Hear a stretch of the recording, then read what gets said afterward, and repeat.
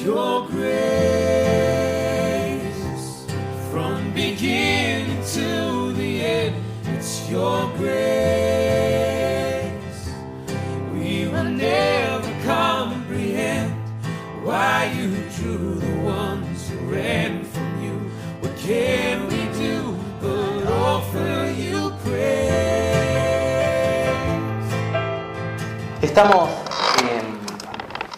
adentrados ya en una serie que hemos comenzado hace un tiempo, que es esta serie que titulamos Defender y proclamar el Evangelio, ¿sí?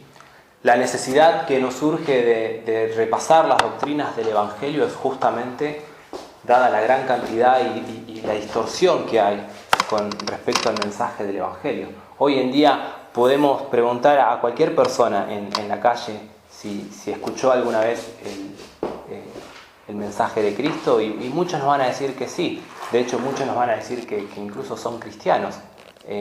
Sin embargo, no hay un correlato en sus vidas.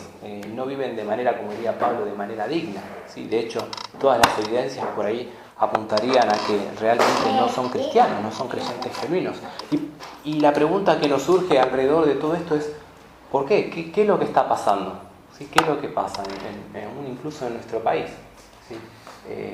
La gran libertad que tenemos para predicar el Evangelio, la gran cantidad de iglesias y denominaciones que hay, y sin embargo vemos que nuestra sociedad está cada vez más corrompida, está cada vez más corrupta. Parece como si estuviéramos yendo en un declive cada vez donde la moral va en una decadencia, ¿sí? Y uno dice, pero supuestamente es un país libre al Evangelio, supuestamente hay muchas iglesias, supuestamente hay muchos cristianos en nuestro país. ¿Qué está pasando? Bueno, la raíz de todo esto es que justamente no hay un entendimiento claro, sano de lo que realmente es el Evangelio. Entonces, a raíz de esto es que empezamos toda esta serie de estudio con respecto a qué es el Evangelio, cuáles son las doctrinas del Evangelio. Y hoy, y en esta mañana, vamos a estar viendo un punto que es fundamental en la vida del cristiano, ¿sí? Que básicamente podríamos preguntarnos entre todos, ¿cuál es el propósito de ser cristiano? ¿Por qué somos cristianos? ¿Cuál es el propósito de ser cristiano? ¿Por qué soy creyente? ¿Cuál es el fin para el que sea cristiano? Y para esto vamos a ir a Efesios capítulo 4, versículos del 11 al 16. Vamos a estar meditando en este pasaje esta mañana. Efesios capítulo 4, los versículos del 11 al 16. Y les voy a pedir que pongan un señalador ahí en Efesios, porque vamos a también pasar por muchos otros pasajes más. Pero Efesios va a ser el texto principal en el cual vamos a estar meditando.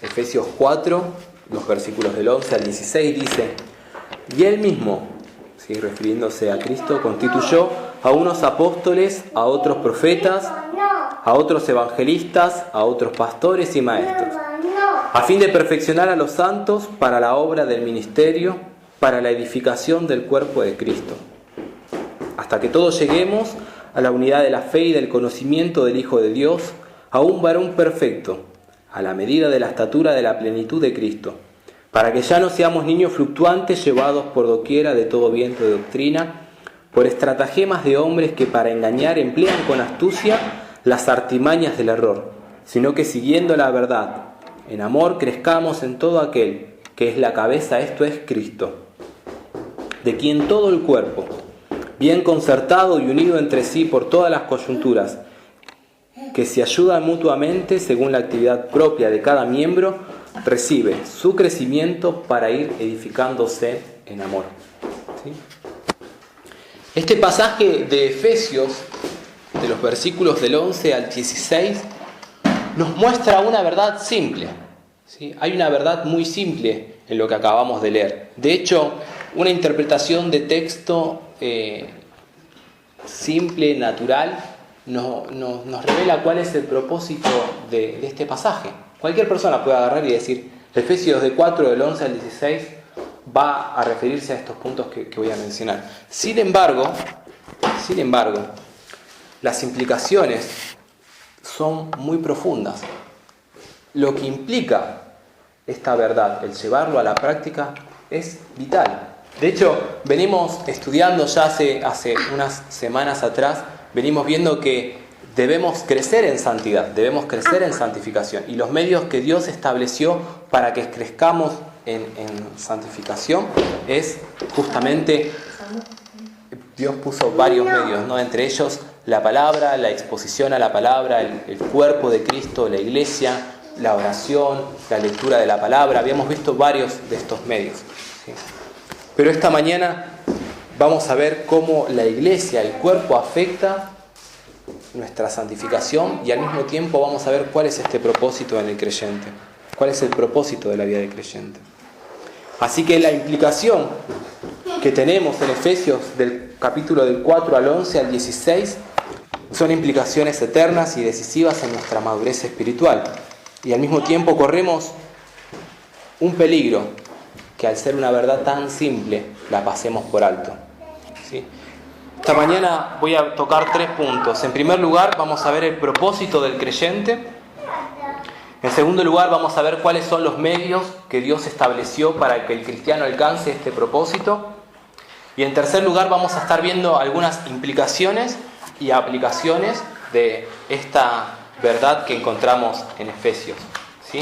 Pero antes de ir a este primer punto, es necesario que refresquemos todo el contexto del capítulo 4 de Efesios y de dónde está enmarcado la palabra.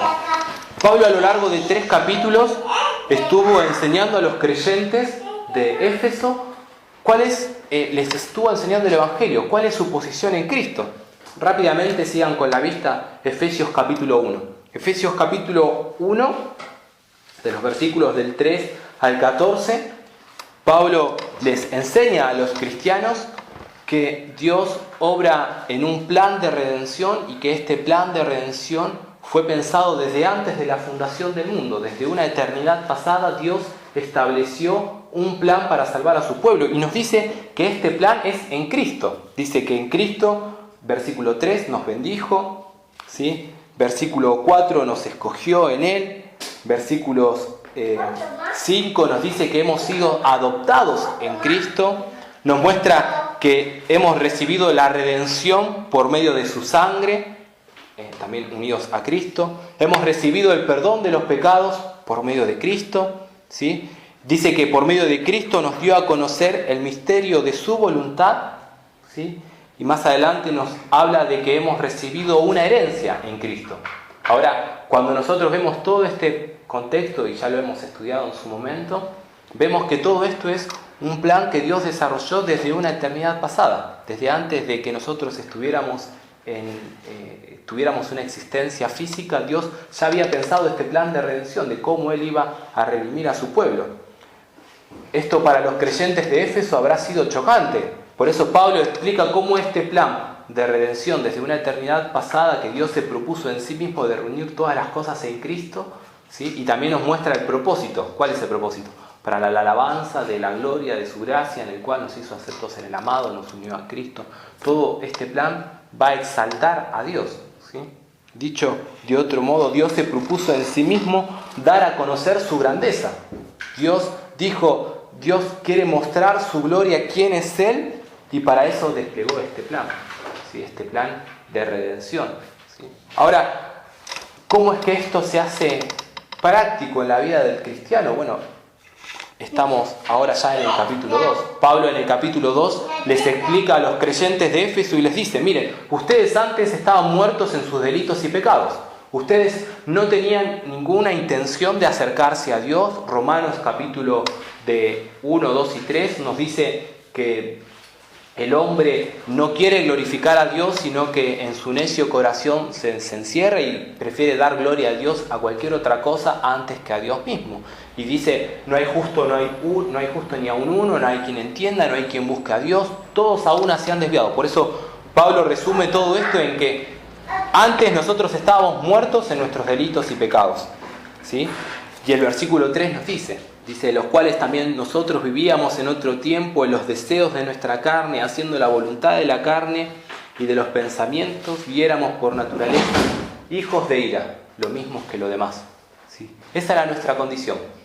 Eso es lo que Pablo les está explicando a los creyentes de Éfeso. Ustedes recuerden esta posición. Ustedes estaban muertos en sus delitos y pecados. No había ninguna intención, no había ningún mínimo interés de buscar a Dios. De hecho, era imposible que ustedes busquen a Dios. Y el versículo 4 nos muestra la bisagra. Dice, pero Dios, que es rico en misericordia, por su gran amor con que nos amó, aún estando nosotros muertos en pecado, nos dio vida juntamente con Cristo, por gracia sois salvos. ¿Sí? Nos muestra el versículo 4 la misericordia de Dios, la grandeza de Dios, el poder de Dios. ¿Quién es Dios? Dios es sumamente rico en misericordia. Nos muestra el amor de Dios por medio de Cristo. Y sigue avanzando y nos dice más adelante que Dios se propuso en sí mismo, versículos del 11 al 22, ¿sí? Hacer un solo pueblo, tener un solo pueblo. Antes había una enemistad entre el pueblo judío y el pueblo y los gentiles. Había una enemistad. Incluso estaba el templo donde los judíos iban a adorar, que separaba el atrio de los gentiles, ¿sí?, de los judíos. Entonces, los gentiles, por más que sean piadosos, no iban nunca a poder acercarse a tener una comunión con Dios, porque había una pared que los estaba separando. Y Pablo les refiere a esa pared y dice, por medio de Cristo, esa pared ya se derrumbó. Ya no hay esa división que separa el atrio de los gentiles del atrio del lugar de los judíos. Y de hecho, en Cristo, dice el versículo 13 en adelante, dice, pero ahora en Cristo Jesús, vosotros, refiriéndose a los gentiles y también a nosotros, que estábamos lejos, habéis sido hechos cercanos por la sangre de Cristo. Versículo 14, porque Él es nuestra paz, que de ambos pueblos hizo uno, derribando la pared intermedia de separación. ¿Sí? ¿De qué capítulo es? Del capítulo 2. Capítulo 2, versículos 14 y 15. ¿Sí? Dice, porque Él es nuestra paz, que de ambos pueblos hizo uno, derribando esta pared intermedia de separación. Versículo 15. Aboliendo en su carne las enemistades, la ley de los mandamientos expresados en ordenanzas, para crear en sí mismo de los dos un solo y nuevo hombre, haciendo la paz. Versículo 16 del capítulo 2. Y mediante la cruz, reconciliar con Dios a ambos en un solo cuerpo, matando en ellas las enemistades. Dios, por medio de Cristo, mejor dicho, hemos recibido la reconciliación con Dios. Antes éramos enemigos de Dios. Versículo 3 del capítulo 2 dice que éramos hijos de ira. Esa era la condición de los creyentes, de los que están muertos en sus delitos y pecados. Hijos de ira, hay una enemistad. Dios está airado contra el pecador. Salmos dice, Dios tiene su arco tensado. Si el pecador no se arrepiente, está listo para satearlo. ¿Sí? Dios no puede soportar el pecado, no puede dejarlo sin aplicar su justicia. Hay una enemistad, hay una enemistad que el pecador tiene para con Dios. Cristo derribó esa enemistad por medio de la cruz. Y de hecho une a estos dos pueblos, a los judíos y a los gentiles, los hace un solo cuerpo. Y más adelante en los versículos 19 del capítulo 2 dice, así que ya no sois extranjeros ni advenedizos, sino conciudadanos de los santos y miembros de la familia de Dios, edificados sobre el fundamento de los apóstoles y profetas, siendo la principal piedra del ángulo Jesucristo mismo, en quien todo el edificio, bien coordinado, va creciendo para ser un templo santo en el Señor, en quien vosotros también sois juntamente edificados para morada de Dios en el Espíritu. ¿Sí?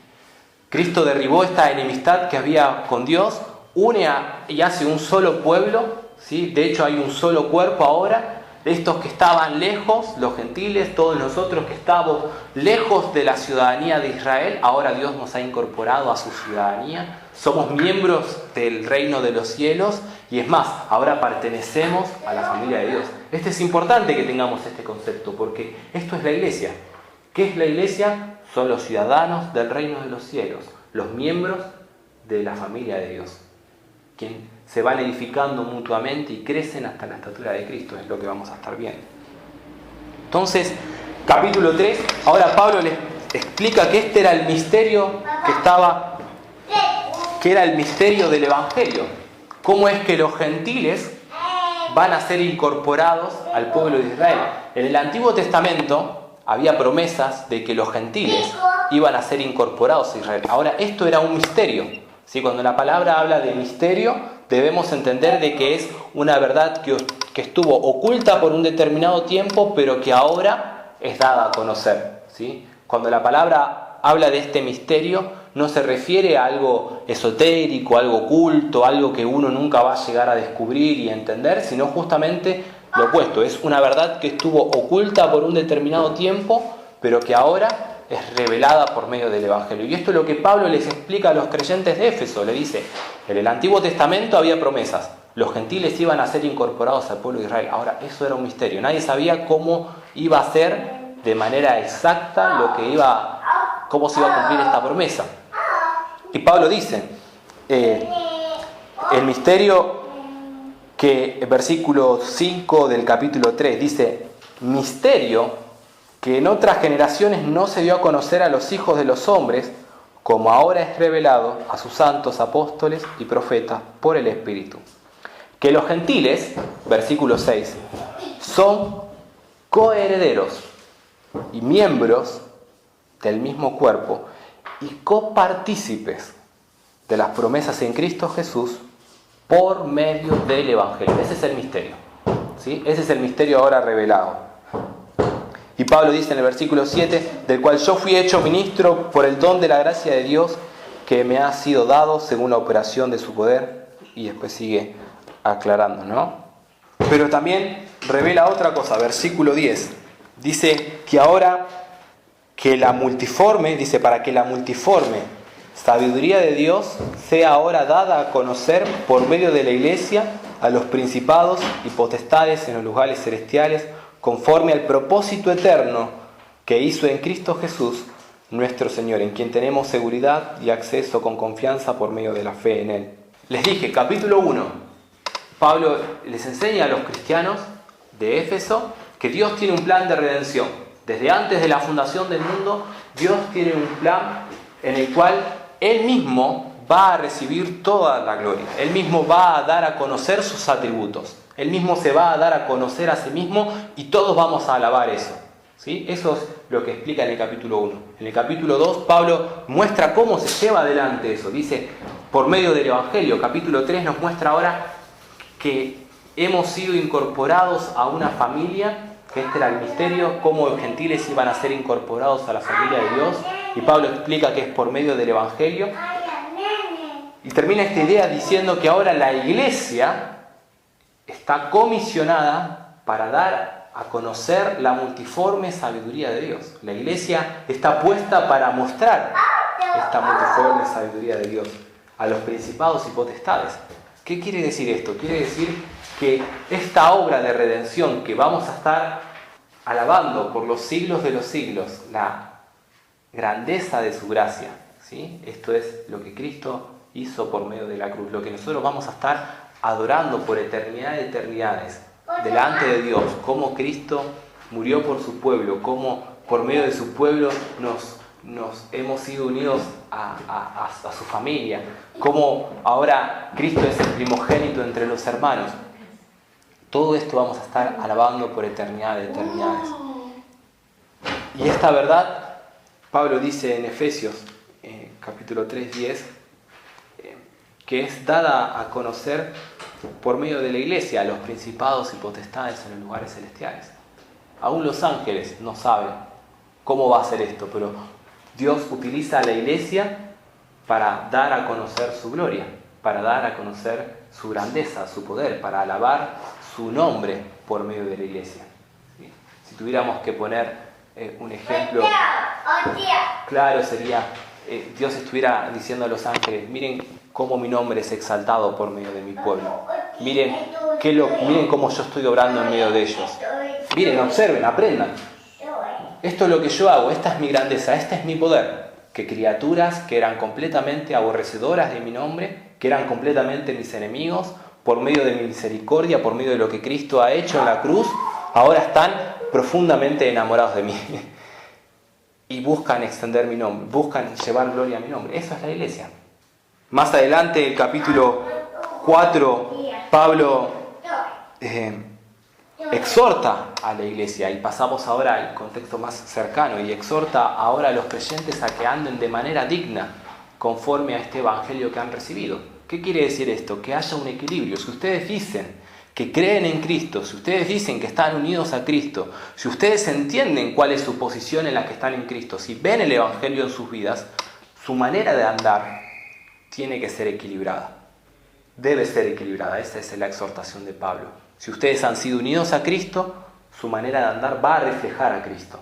Si no, no están andando de manera digna.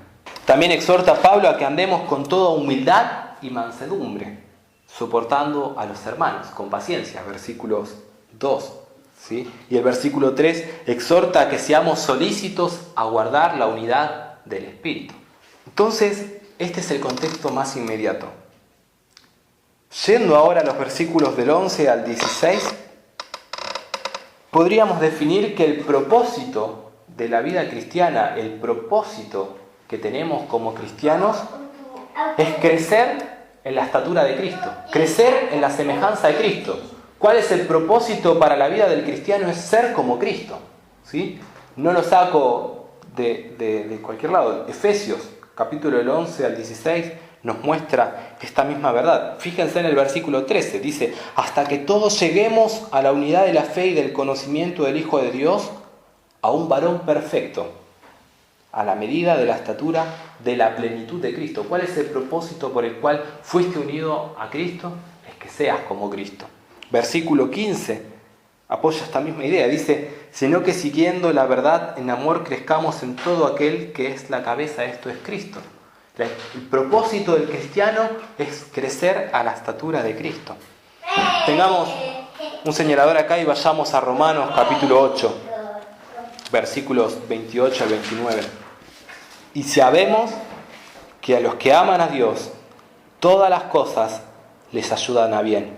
Esto es, a los que conforme a sus propósitos son llamados. Porque a los que antes conoció, también los predestinó para que fuesen hechos conforme a la imagen de su Hijo, para que Él sea el primogénito entre muchos hermanos.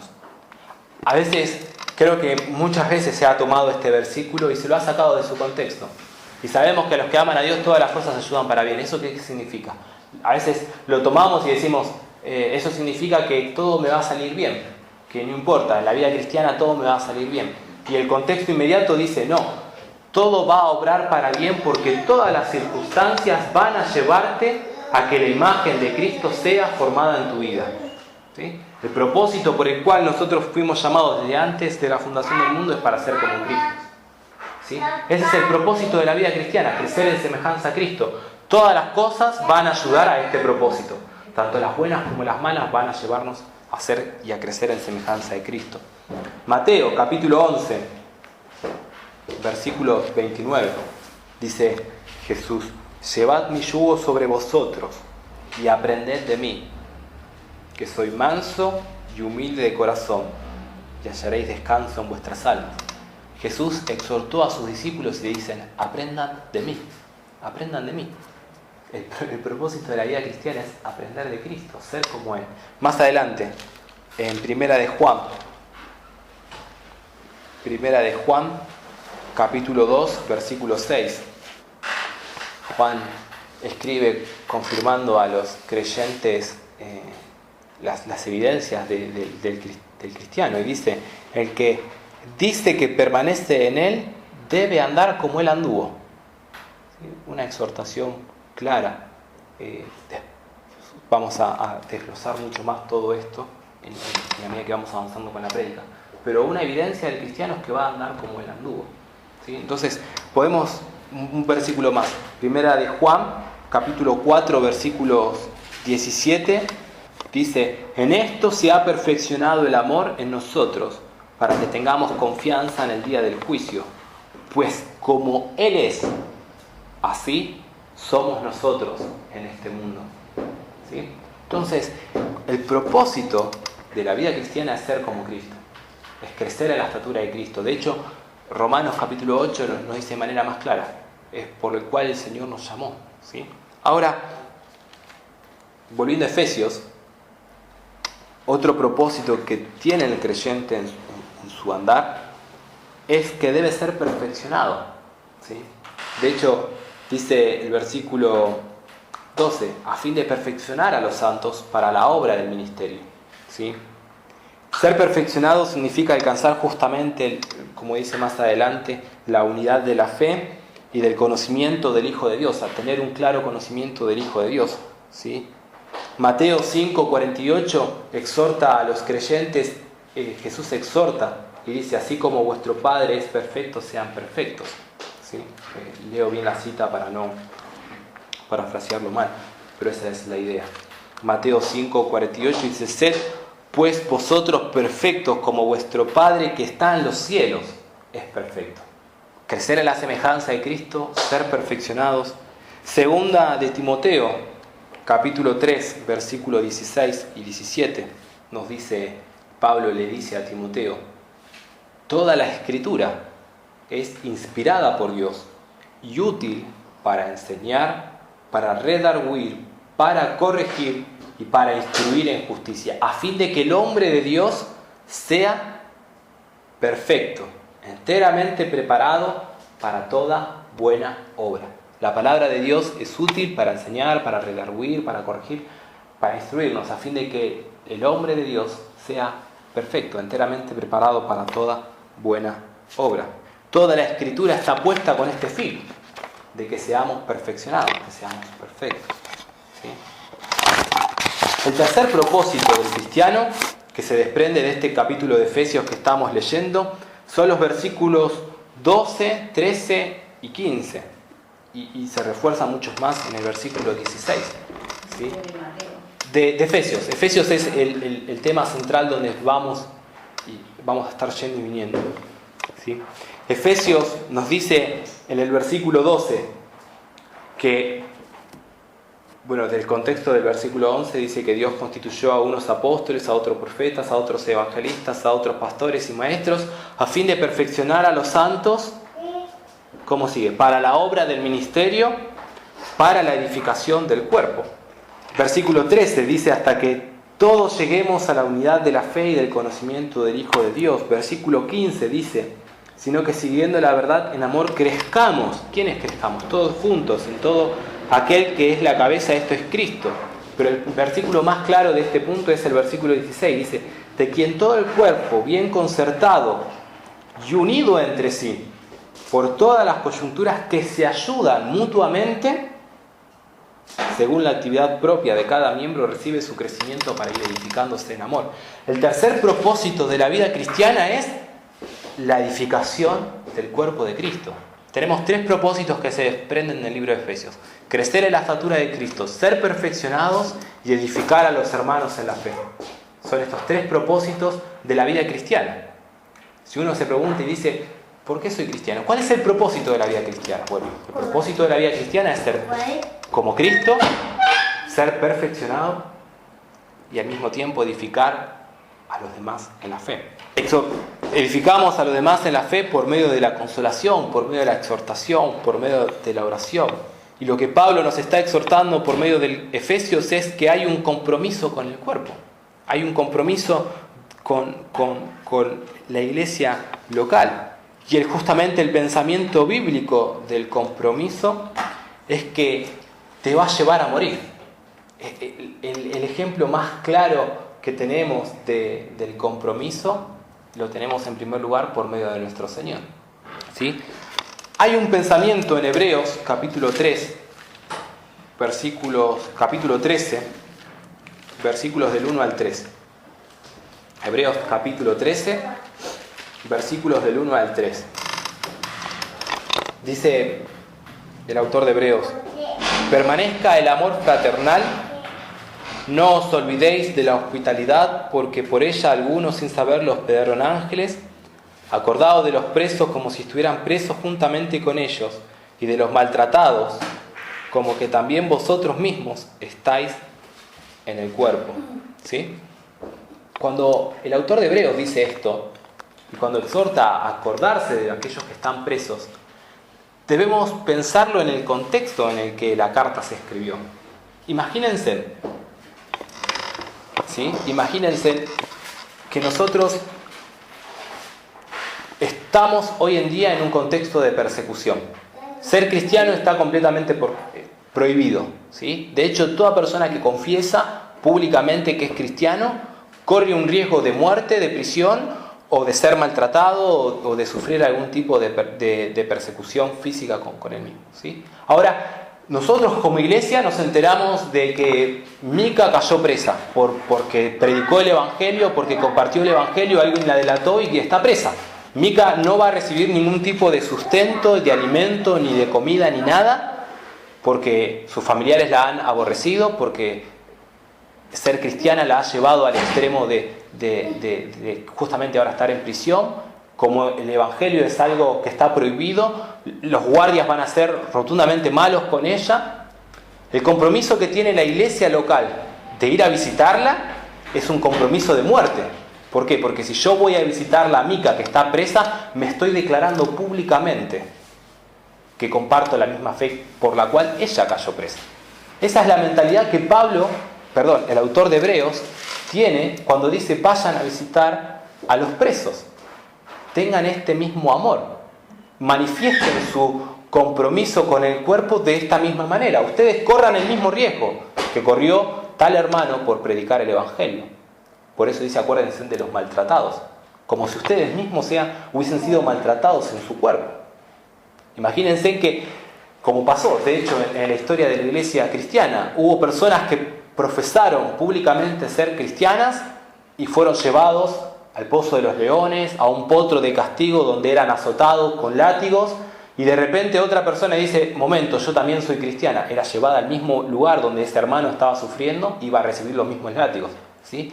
Ese es el compromiso que la palabra exhorta cuando hablamos del compromiso bíblico, ¿sí? Es justamente tener un compromiso de manera radical. Por eso Pablo dice en Filipenses capítulo 2, versículo 3, que nos armemos de este mismo sentir. Filipenses capítulo 2, versículo 3. Dice: nada hagáis por contienda o por vanagloria, antes bien, con humildad, estimando cada uno a los demás como superiores a él mismo, no mirando cada uno por lo suyo propio, sino cada cual también por lo de los otros. Haya pues en vosotros este sentir que hubo también en Cristo Jesús, el cual, siendo en forma de Dios, no estimó al ser igual a Dios como cosa a que aferrarse, sino que se despojó a sí mismo, tomando la forma de siervo, hecho semejante a los hombres, y estando en la condición de hombre, se humilló a sí mismo, haciéndose obediente hasta la muerte y muerte de cruz. Haya en ustedes este mismo sentir que hubo en Cristo. Cristo fue obediente y se hizo obediente hasta la muerte y muerte de cruz. Ese debe ser el parámetro del cristiano. Primera de Juan, capítulo 3. Primera de Juan, capítulo 3, versículos 15 y 16. Todo aquel que aborrece a su hermano es homicida. Y sabéis que ningún homicida tiene vida eterna permanente en él. En esto, versículo 16, hemos conocido el amor, en que Él, Cristo, puso su vida por nosotros. También nosotros debemos poner nuestras vidas por los hermanos. ¿De qué manera tengo que amar a mi hermano? De la manera en que Cristo me amó. ¿De qué manera Cristo me amó? Me amó de una manera sacrificial, comprometida. Se hizo obediente hasta la muerte y muerte de cruz, leímos en Filipenses.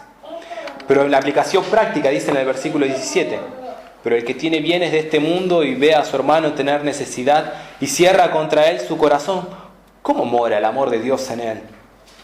Hijitos míos, no amemos de palabra ni de lengua, sino de hecho y en verdad. Y en esto conocemos que somos de la verdad y aseguramos nuestros corazones delante de Él. Pues si nuestro corazón no nos reprende, mayor que nuestro corazón es Dios, y Él sabe todas las cosas. Amados, si nuestro corazón no nos reprende, confianza tenemos en Dios. En esto hemos conocido el amor, en que Él puso su vida por nosotros. También nosotros debemos poner nuestras vidas por los hermanos. Ese es el llamado del Evangelio. Cristo Jesús dijo, y esto es lo que también desprendió esta serie de enseñanza, dijo: vayan y hagan discípulos. Id y haced discípulos a las naciones y predicad el Evangelio. ¿Sí? Predicar el Evangelio, enseñar el Evangelio, ¿sí? Enseñar todas las cosas. El llamado del cristiano es justamente hacer discípulos, y el hacer discípulos es un compromiso de por vida, es un compromiso de vida. Ustedes van a mirar a Cristo en la palabra y van a ver, Cristo no se comprometió solamente con sus hermanos, con sus discípulos de palabra, ¿sí? No solamente les enseñó, sino compartió tiempo, se involucró, se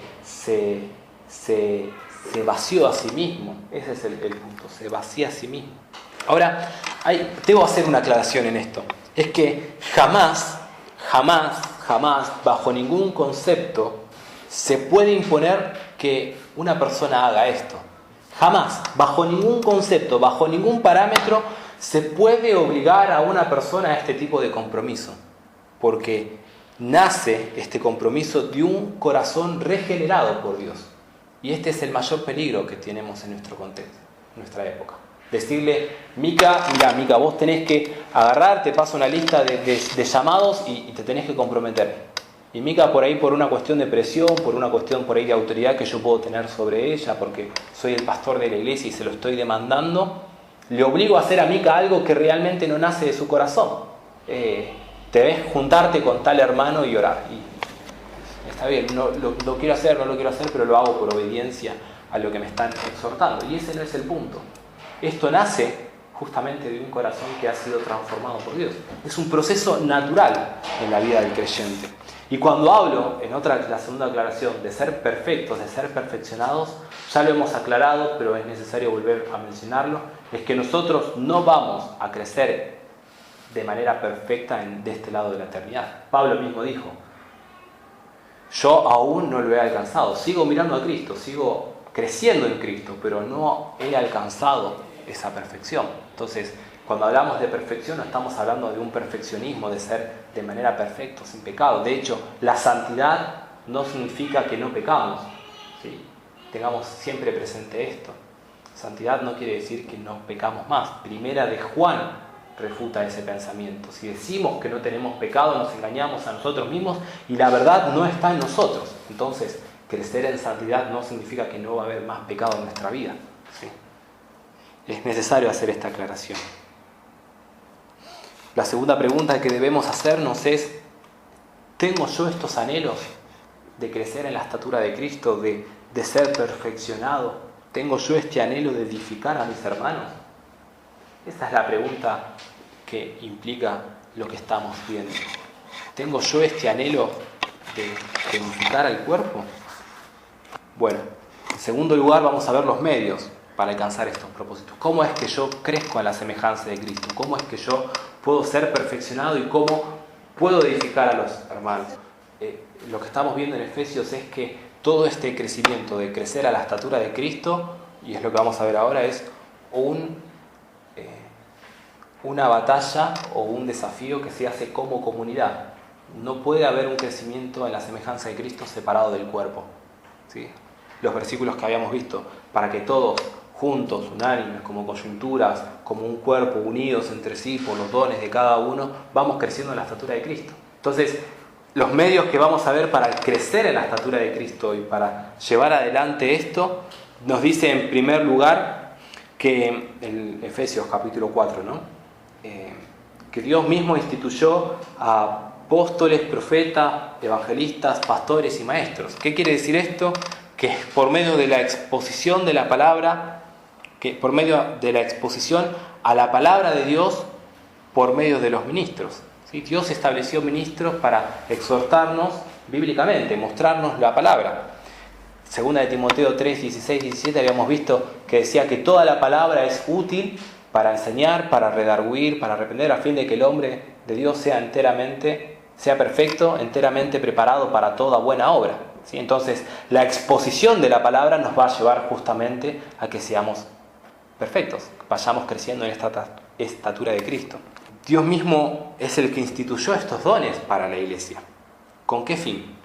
¿Con qué fin está puesto el pastor, el maestro, el apóstol, el evangelista, los profetas? ¿Con qué fin están puestos? Bueno, dice el versículo 12, a fin de perfeccionar a los santos para la obra del ministerio. ¿Y cuál es la obra del ministerio? La edificación del cuerpo. Vayamos un segundo a Hebreos capítulo 13, versículos 17. Dice: obedeced a vuestros pastores y sujetaos a ellos. ¿Sí?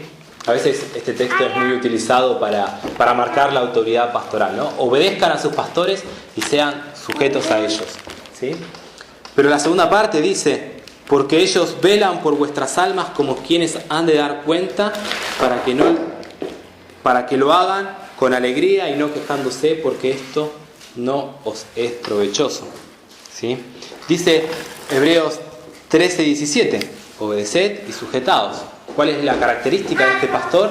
De que ellos velan como quienes han de dar cuenta por su pueblo, por el pueblo. Pero vayamos unos versículos más atrás. Hebreos capítulo 13, versículo 7. Dice: acordaos de vuestros pastores que os hablaron. ¿Qué hablaron? Palabras que ellos quisieron, pensamientos que tuvieron, emociones que sintieron. No. Dice: acordaos de vuestros pastores que os hablaron la palabra de Dios. Considerad cuál haya sido el resultado de su conducta e imitad su fe. Hebreos 13:7 nos dice que debemos acordarnos de nuestros pastores. ¿Por qué? Porque ellos hablaron la palabra de Dios. Ellos expusieron la palabra de Dios a fin de perfeccionar a los santos. ¿Sí? Pero no solamente es esto, no solamente que debemos sujetarnos a nuestros pastores, no solamente que debemos considerar la palabra que ellos han hablado, sino que al mismo tiempo nos llama a hacer un análisis. Consideren el resultado de su conducta. Analicen a los pastores, analicen. O sea, debemos sujetarnos, sí, debemos ser sometidos a la exposición de la palabra, sí, pero debemos analizar cuál es su conducta. ¿Cuál es el resultado de su conducta? Y si va conforme a la Escritura, la tercera parte es imitar su fe. Ustedes deben escuchar lo que yo enseño, deben sujetarse a lo que yo enseño, pero deben considerar cuál es mi conducta, cuál es el resultado de lo que estoy enseñando, de cómo esto va viéndose reflejado en mi matrimonio, en mi vida personal, en mi vida espiritual. Y si yo estoy hallado falto, no deben imitarlo, de hecho deben correr en dirección opuesta. ¿Sí? La palabra exhorta a que debemos examinar lo que se enseña. ¿Sí? Debemos examinar. Ustedes tienen que tener el ejercicio de examinar la enseñanza, corroborarlo con lo que la palabra dice, y si encuentran que es verdad, imitar. ¿Sí? Ese es el principio. ¿Sí? Por eso es que Dios estableció en primer lugar los medios para que podamos alcanzar estos propósitos, y es que la exposición de la palabra por medio de los ministros. Ahora, en segundo lugar, la iglesia como un cuerpo. El versículo, volvamos a Efesios capítulo 4, 16, nos dice que todo el cuerpo, bien concertado y unido entre sí por todas las coyunturas que se ayudan mutuamente según la actividad propia de cada miembro, recibe su crecimiento para ir edificándose en amor. Miren, hermanos, no hay crecimiento en la vida cristiana si no están estos medios. ¿Sí? No estoy diciendo que no sean cristianos, no estoy diciendo que no van a vivir una vida cristiana, estoy diciendo que no va a haber un crecimiento,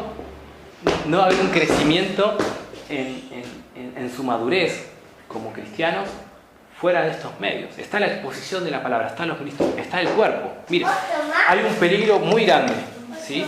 Y vamos a ver unos versículos nada más. Pero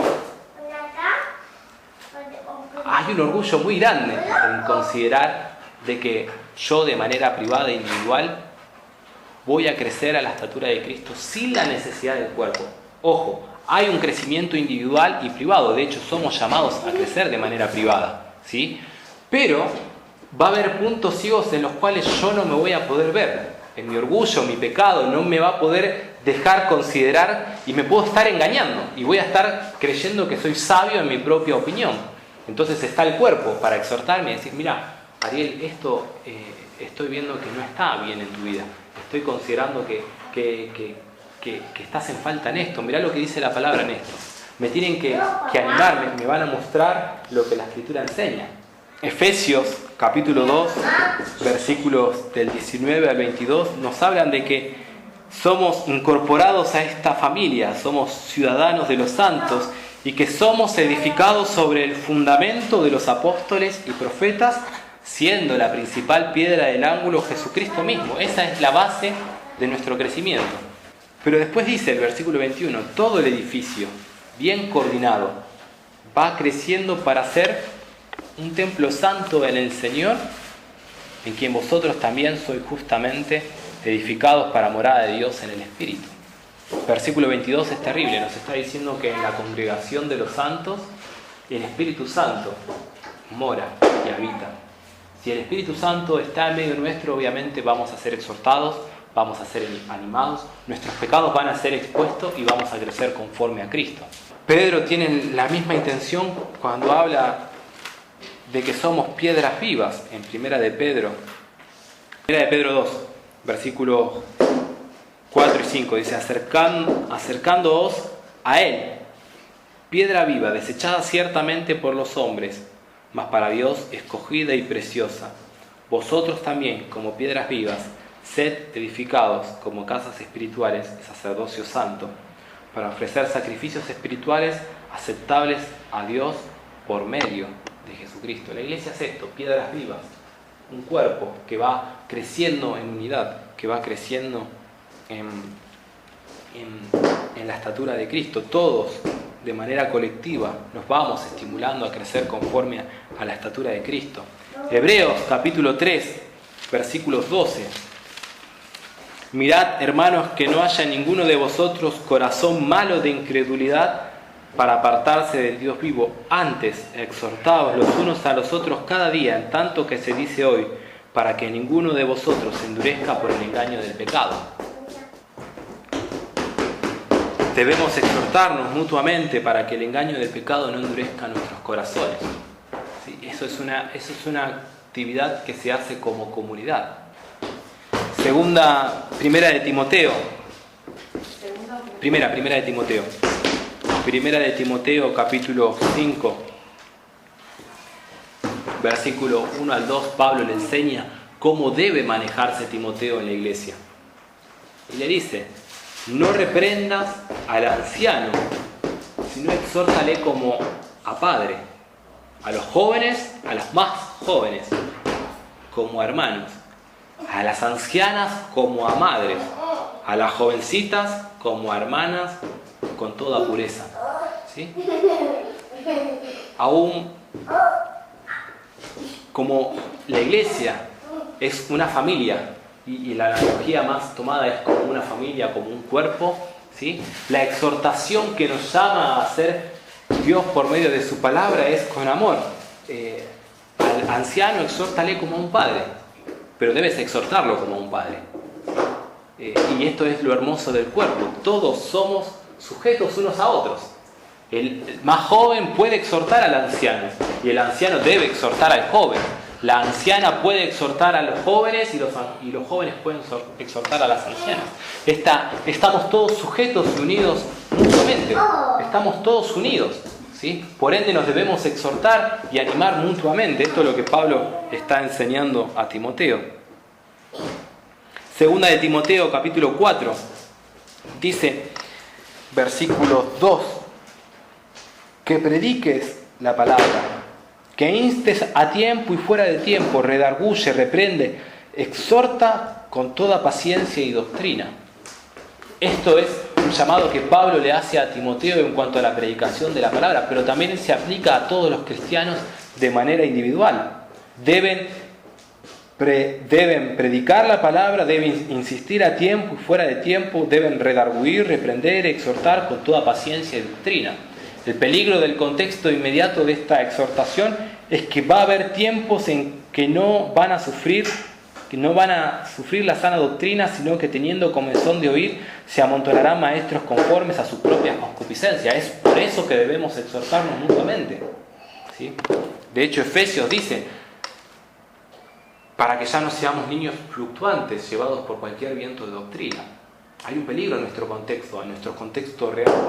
Hay muchos falsos maestros, muchas personas que enseñan conforme a sus concupiscencias.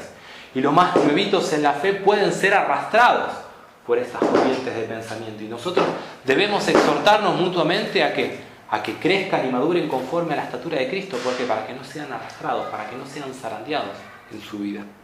De hecho, la comunión con el cuerpo es una evidencia del cristiano, ¿sí? Hechos capítulo 2, versículos 42, dice que, no lo voy a parafrasear mal, Hechos 2, 42 nos dice que los cristianos perseveraban en la doctrina de los apóstoles y en la comunión los unos con los otros, en el partimiento del pan y en las oraciones. Una evidencia de aquellas personas que habían sido convertidas, que habían sido traídas y movilizadas por el Evangelio, es que ahora estaban permaneciendo en la doctrina de los apóstoles y en la comunión con los santos, ¿sí? ¿Por qué? Porque la comunión con los santos es lo que nos lleva a una madurez en nuestra vida cristiana. No hace falta que lo busquen, pero 1 de Juan 1:7 nos dice, pero si andamos en luz, como Él está en la luz, tenemos comunión unos con otros, y la sangre de Jesucristo, su Hijo, nos limpia de todo pecado. Una evidencia de que realmente somos cristianos y que estamos creciendo en Cristo es que ahora, si decimos que andamos en luz, tenemos comunión los unos con los otros, ¿sí? Esa es una evidencia. Ahora, en tercer lugar, a modo de reflexión también, vamos a ver las implicaciones y la aplicación que este pasaje de Efesios tiene en nuestras vidas. Una primera implicación es que tenemos una necesidad muy grande y muy profunda de permanecer a un cuerpo local, ¿sí? A un cuerpo local sano, ¿sí? La lucha contra el pecado, mencioné la semana pasada, es una lucha que se libra en comunidad. La lucha contra el pecado es una lucha que nosotros tenemos como cuerpo. No es una lucha que el cristiano la batalla de manera individual, ¿sí? De manera individual, la lucha contra el pecado vamos a perecer, ¿sí? El engaño del pecado es muy sutil. De alguna u otra manera, nuestros pensamientos, nuestra carne, nuestras emociones nos van a traicionar y el pecado va a tomar ciertos lugares. Por eso la lucha contra el pecado no es una lucha individual, sino que es una guerra que se libra en comunidad, al igual que crecer a la estatura de Cristo. Otra implicación es que sería muy necio no considerar este punto, luego de todo lo que estuvimos viendo a lo largo de la palabra, ¿sí? Es una necedad decir yo no necesito al cuerpo de Cristo. Es un peligro tremendo, ¿sí? Pensar que podemos crecer de una manera independiente del cuerpo de Cristo es un pensamiento contrario a las Escrituras, ¿sí? Es un pensamiento contrario a las Escrituras. Digo de manera independiente como por fuera del cuerpo, porque también, como les explicaba antes, el Señor nos exhorta y hay muchas enseñanzas a que debemos crecer de manera privada. De hecho, está la oración, el ayuno, como recursos para que nosotros crezcamos y podamos vencer nuestro pecado, ¿sí? La oración, el ayuno, la palabra, la meditación en la Escritura son recursos que nosotros debemos ejercer de manera individual y privada, y son batallas que nosotros vamos a tener de manera privada. Pero pensar que esto se da de manera independiente al cuerpo de Cristo es justamente un pensamiento contrario a lo que la palabra enseña. Y a este punto también es que nuestro orgullo debe morir. Nuestro orgullo debe morir. Y debemos reconocer nuestra necesidad. Somos personas a veces muy autosuficientes. Pensamos que nosotros mismos, por nuestras propias capacidades, podemos crecer conforme a la estatura de Cristo, por ejemplo. Y sin embargo, si estuvimos considerando todo lo que estuvimos enseñando esta mañana, debemos reconocer que necesito de mi hermano. Hermano, yo los necesito para que pueda crecer como cristiano, para que pueda crecer conforme a la estatura de Cristo, necesito del cuerpo. Si esto no está en mi vida, voy a tener un crecimiento chato, lineal, voy a estar zarandeado por un montón de cosas. En segundo lugar, es que también se corre un peligro muy alto, ¿sí? Es como comer comida chatarra. No pertenecer a un cuerpo local sano es comer comida chatarra. Pablo dice a los creyentes en 1 Corintios, el fundamento es Cristo, ¿sí? El fundamento de nuestra fe es Cristo. Ese es el fundamento en el cual todos crecemos. Ahora, todos los cristianos van a edificar sobre este fundamento, algunos con piedras preciosas, otros con oro, otros con plata, otros con madera, otros con heno y otros con hojarasca. Todos van a ser probados por el fuego y las obras de algunos van a perecer y las obras de otras personas van a recibir su galardón. ¿Sí? El fundamento de nuestra fe es Cristo. Y es por eso que nosotros podemos encontrar muchas personas que son cristianas, genuinas, ¿sí? Pero que sin embargo están siendo alimentados con comida chatarra, ¿sí? Pónganse ustedes a comer en McDonald's durante un par de meses y van a ver cómo esto afecta a su cuerpo, cómo afecta a su estado de ánimo, cómo incluso está comprobado científicamente. De hecho hay un documental, que no me acuerdo ahora el nombre, de una persona que se puso a comer comida de McDonald's durante un determinado tiempo. Aún su estado de ánimo fue afectado. Estaba depresivo, con pensamientos hasta incluso al borde de pensamientos suicidas y demás. Entonces, comer comida chatarra espiritual va a afectar indudablemente nuestra madurez.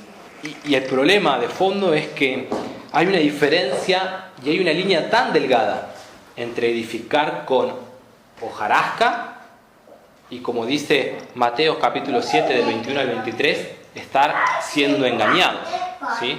Mateo capítulo 7 del 21 al 23, Jesús dice: no todo aquel que me dice Señor, Señor entrará en el reino de los cielos, sino aquel que hace la voluntad de mi Padre que está en los cielos. Muchos me dirán en aquel día: Señor, Señor, ¿no profetizamos en tu nombre y en tu nombre echamos fuera demonios y en tu nombre hicimos muchos milagros? Entonces les declararé: nunca os conocí, apartados de mí, hacedores de maldad. ¿Sí? Hay una línea muy delgada entre estar construyendo con hojarasca y estar siendo engañados, ¿sí? Estas personas que se presentan delante de Cristo en el día del juicio final dicen: Señor, Señor, en tu nombre no echamos fuera demonios, no hicimos milagros, no hicimos muchas cosas en tu nombre, apartados de mí, hacedores de maldad. Nunca los conocí, ¿sí? Entonces, este es un peligro muy, muy grande, ¿sí? Por otro lado, otra aplicación individual podemos verla por medio de esta pregunta: ¿soy consciente del rol que ocupa la iglesia en mi vida? Hay un rol que el cuerpo de Cristo ocupa en mi vida. ¿Soy consciente de esto? El problema, y este es el peor de los problemas, es que absolutamente todos los que estamos acá tenemos experiencias pasadas y malos conceptos aprendidos acerca de lo que es la iglesia, ¿sí? Quisiera que el Señor a todos nos hiciera un backup en la cabeza y pudiéramos borrar todas las experiencias que tenemos como iglesia y pudiera solamente dejar aquellas que fueron bíblicas, ¿sí? Pero la verdad es que todos nosotros traemos un montón de equipaje atrás y de conceptos acerca de lo que es la iglesia y que no se condice conforme a lo que es la palabra.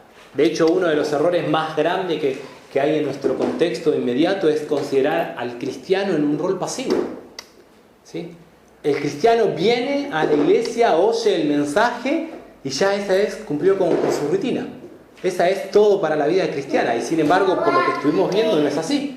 El cristiano debe crecer conforme a la estatura de Cristo, perfeccionarse y además debe edificar al cuerpo.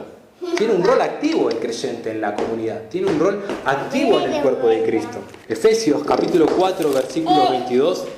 No hace falta que lo busquen, simplemente los leo. Dice: en cuanto a la pasada manera de vivir, despojados del viejo hombre, que está viciado conforme a los deseos engañosos, y renovados en el espíritu de vuestra mente, y vestidos del nuevo hombre criado según Dios en la justicia y santidad de la verdad. Hermanos, esta es la exhortación más sana que puedo darles. Quítense en el viejo ropaje que está viciado conforme a sus experiencias que han traído de otras iglesias, de otras experiencias en comunidad, de otras experiencias que han tenido de la iglesia, y aprendan de lo que la palabra enseña. Vístanse de Cristo. Última aplicación, y es que podríamos también verla a través de esta pregunta: ¿qué estoy haciendo para edificar a mi hermano?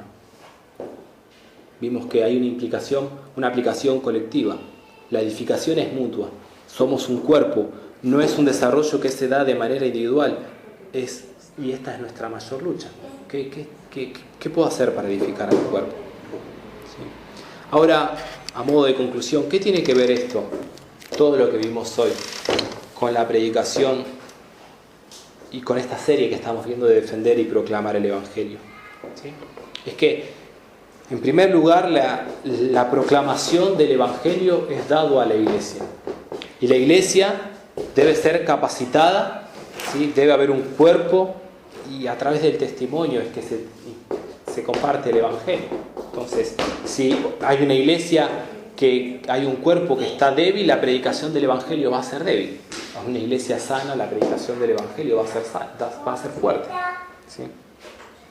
Y es justamente la respuesta a la pregunta que nos hicimos al comienzo: ¿por qué no vemos el poder de Dios en la proclamación del Evangelio?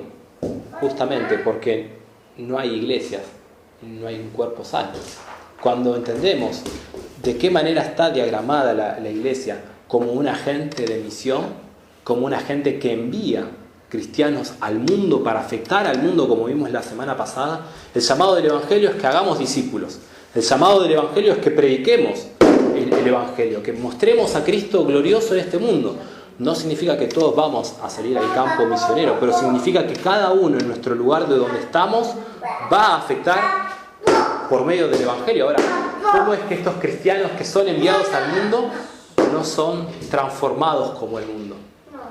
Porque son maduros en su fe, porque están siendo alimentados en su fe, porque están siendo sostenidos por una comunidad que se ocupa en su desarrollo y en su crecimiento.